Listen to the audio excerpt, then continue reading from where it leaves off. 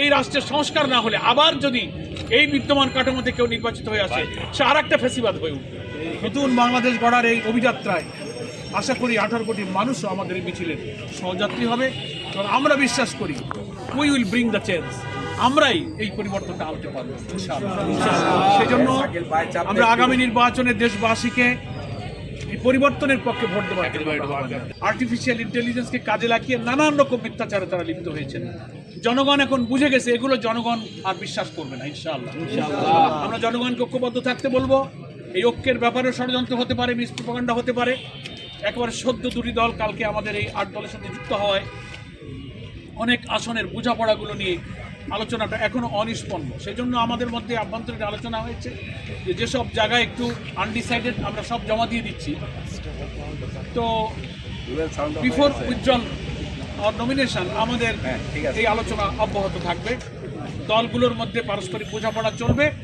সিদ্ধান্ত চূড়ান্ত করেই আমরা প্রত্যাহারের শেষ দিনে প্রত্যাহার হয়ে গেলে তখনই 8 দল এবং 10 দল অর্থাৎ টোটাল 10 দলের কোন দলে কতটি আসন থাকছে এর চূড়ান্ত সংখ্যাটা তখন বলা যাবে।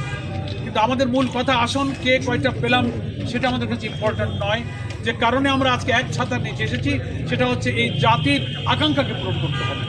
নির্যাতন, নিষ্পেষণ, দুর্নীতি, ভোটাধিকার হরণ, বিচার ব্যবস্থার উপরে, ন্যায়নীতির উপরে, জুডিশিয়ারির উপরে, সিভিল অ্যাডমিনিস্ট্রেশনের উপরে আমাদের যা কিছু তছনছ হয়েছে 54 বছরে, এই বিধ্বস্ত বাংলাদেশকে আমরা গড়তে চাই।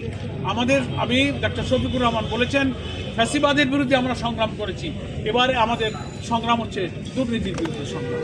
আমরা সমাজকে দুর্নীতিমুক্ত করব, একটা corruption free economy, corruption free society, এটাই আমাদের এখন সংগ্রাম। আমরা জোট আশা করি অটুট এবং ঐক্যবদ্ধ থাকবো।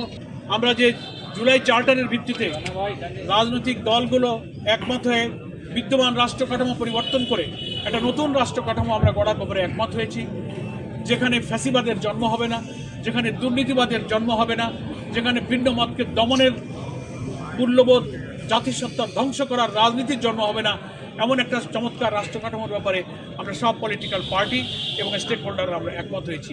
সেই জুলাই সনদের পক্ষে একই দিনে হ্যাঁ এবং না ভোট হবে, যেটাকে রেফারেন্ডাম বা গণভোট বলি। আমরা দেশবাসীকে বলছি আপনারা হাকে জয়যুক্ত করবেন, হার পক্ষে আপনারা ভোট দেবেন। সংস্কার মানে হলো দুর্নীতির বিরুদ্ধে কথা বলা, সংস্কার মানে হচ্ছে উন্নয়নের পক্ষে কথা বলা, সংস্কার মানে হচ্ছে অত্যাচার, নির্যাতন, মূল্যবোধ ধ্বংসকারীদের বিরুদ্ধে ভোট দেওয়া। এই রাষ্ট্রের সংস্কার না হলে আবার যদি এই বিদ্যমান কাঠামোতে কেউ নির্বাচিত হয়ে আসে, সে আর একটা ফ্যাসিবাদ হয়ে উঠবে। এজন্য সবাই সংস্কারকে হা বলুন, সবাই হা জয়যুক্ত করুন।